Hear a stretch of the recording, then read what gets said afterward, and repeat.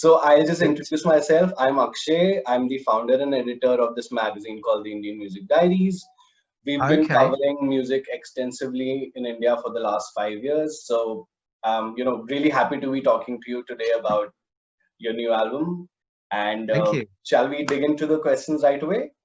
Absolutely. Yeah. Far away. Yeah. Great. So, I just want to understand what was the creative process behind this album, and why did you decide to work with David on this album? Well, I think the kind of main thing for me is obviously always to try and do something different to what I've done before. That's kind of a constant throughout my career. So every time I make a record, I'm looking for something that's going to inspire me, take me into a different world. And this time around, I guess I was kind of aware in the back of my mind that the last few records I'd made had all in their own way been homages to the past. So the last record, To the Bone, was like an homage to 80s experimental pop. The previous records, Hand It Cannot Raise and Raven, had been kind of homages to 70s conceptual rock music. So this time around, I was very, very committed to the idea that I want this record to sound completely of the now. I want this record to sound like it could only have been made in 2020 or 2019, as it was when we were making it. And that obviously meant changing the musical vocabulary a bit, using a lot more electronic sound, streamlining perhaps some of the more kind of muso aspects that were present in the sound before, making a more direct record. And I'd long been a fan of David's production. I've known David for a long, long time. We started out in the industry about the same time together in the 90s, making music for TV commercials. We were both kind of in this world where our paths would cross because we would both be competing for the same jobs, whether it was doing the music for an M&M's commercial or a Lego commercial, whatever it was. So we kind of met around him. And I kind of followed his career, and I've been very, very impressed with his work with artists like Bats for Lashes and Keen and Everything and I just loved his production approach, because to me it was very musical and very broad, but at the same time it was very modern. It didn't feel retro, and I thought, this is the guy that I should be working with on this record. This is the guy that's going to keep me on the right path. And he did, and it was a lot of fun making this record. And I do think this is probably the most contemporary sounding record I've made, possibly ever. I don't know. Absolutely. Coming back to something you said, a couple of years ago, you'd said in an interview that you don't really have a master plan to your career. So do you still kind of think of it the same as of now? It's very hard to have a master plan for a career, because the music world is changing almost by the year. Well, almost by the week, actually. Yeah. Just thinking of the way the music industry has changed since I became a professional musician, which was in 1992. So 28 years ago. 28 years I've been a professional musician. If I think about how much it has changed, how much the role of the musician, how much the career path to be a professional musician, how much the sound of music has changed in those 28 years, it's absolutely mind-blowing. And I've lived through that transition, and the music industry continues to change almost on a weekly basis. I mean, when I started off, you still did things in a very old-fashioned way. You made a demo, you got a record deal, you tried to get on the radio. There was no such thing as streaming or downloading. Absolutely. Or YouTube. You went out and you played live, and you kind of began to build a following. And now really none of those things are true. Everything now is geared towards trying to get something to go viral. It's all online. So it's videos, it's online promotion, it's being on all the social media. And listen, it's been hard for me to get used to that, because it's just not something that I'm particularly interested in. I don't really understand it, but I've had to learn how to sort of engage with that stuff. And I think I do okay, you know, in that respect. But it's been very much a steep learning curve, particularly over the last 5 or 6 years, to understand that this is where the future of music apparently seems to be going. Thank you so much. Another question about your live performances, actually. They're quite immersive and, you know, impactful. So how much do you think the music direction in terms of live will change due to this change in music direction? It's a good question. I mean, I have big plans for the live show. It's going to be even more immersive, even more multimedia orientated. I mean, some of the tracks, as you kind of, I guess you're kind of alluding to, because they're more electronic, Yeah. they don't require so much of a band identity. But you know what? The show that I'm planning, which I hope, by the way, I will still get to present at some point in the next 18 months. The show that I'm planning is still going to be very, very, you know, heavily looking into my back catalogue. So the new album is only a part of any new presentation, any new show.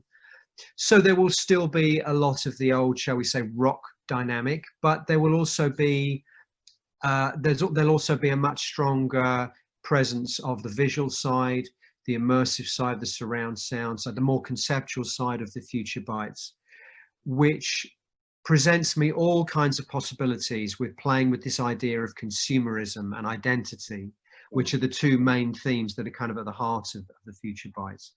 And those two themes present lots of possibilities for having some fun, you know, within the context of a live show. And I can't say anything more about it because I do hope it's going to happen. We hope so too. Another question when it comes to, you know, that you've seen the change in the music industry from like a totally non-internet zone to a heavily, you know, internet dominated zone. So how does it feel to get, you know, real-time feedback about releasing your music? You know, as soon as you release it, people start talking about it. So how does it feel to, you know, have that? Yeah, I mean, there are certain things I don't particularly like about the virtual world and the internet marketing. One of them is that the whole kind of magic of releasing an album has gone.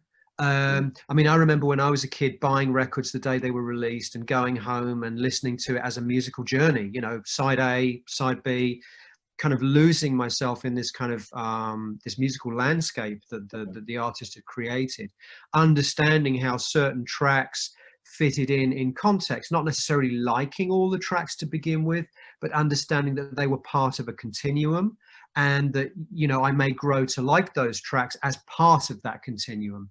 Now, of course, it's you have to release one song on the internet and everyone immediately judges your album based on that one song.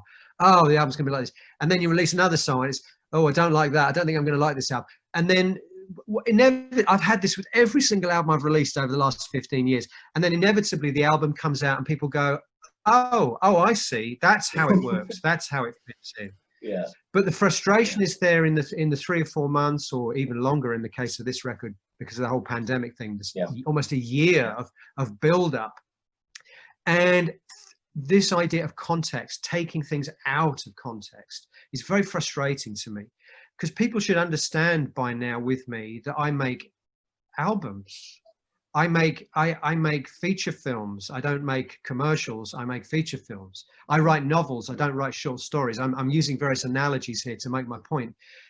I'm interested in the long form as a, you know, a musical journey, as something analogous with watching a feature film. So to take little pieces of the jigsaw puzzle out and show it to someone and say, what do you think of that? It just doesn't work for me. So it's very frustrating. But, you know, I have to do it. I have to do it because that's the way you promote a record these days, unfortunately. Absolutely, well said. Another question is, how much of the sound of your next album kind of depends on how this album is perceived by your fans? Oh, that's a very good question. I don't think it will make any difference. You know, one of the things I've always believed about an artist Hmm. is that you have to almost exist in a vacuum, and you cannot listen to what people expect of you or want of you. The moment you do that, you become an entertainer rather than an artist, if you understand the distinction I'm making. Hmm. And I've always felt that very strongly, that the artists that I've always admired the most and the biggest inspiration to me, whether they were filmmakers or musicians or whatever they were, are the ones that didn't seem to really care what their audience wanted or expected of them. Now, that sounds very arrogant and very indulgent, but I do believe that's true of most of the really great artists. And by the way, I'm not saying I'm one of those, but the great artists that I grew up with, whether it's a filmmaker like Stanley Kubrick or a musician like Frank Zappa or David Bowie, I always had the impression that these people, that it was more important to them to feel like they were evolving as an artist than it was for them to be pleasing their fans. Hmm. And in many respects, fans are obviously the wonderful thing that make us all able to have professional careers as musicians, but they can also be, in some respects, one of the most negative Hmm. influences on what you do, because generally fans want more of what they already like. I'm the same with artists I like, but I also like the artists I like to confront my expectations sometimes, do something different. And I'm not quite sure if I like it to begin with, but then maybe I get into it and I suddenly get very excited about it. And I think that's what's always been the most inspirational to me, is those kind of artists that were constantly confronting my expectations and not doing what I wanted them to do. So the answer to your question is, I like to think that even if everyone hated this record, it wouldn't change what I would do next. In practice, I don't know. Maybe I would find it hard to ignore that. But Yeah. we'll see. We'll see. You know what? I truly believe that people are going to dig this record, even if it takes them a little while. It's a challenging change of direction, but I believe that people will ultimately appreciate Absolutely. it. I think of the three songs that you've released from your album yet, they totally sound different from what you've done in the past, but they are so Steven Wilson songs that can't. Exactly. Yeah. Yes. Thank you. Thank you for saying that. Yeah, I really believe that. I mean, I've come to believe that no matter what I do musically now, it's always just going to sound like me anyway.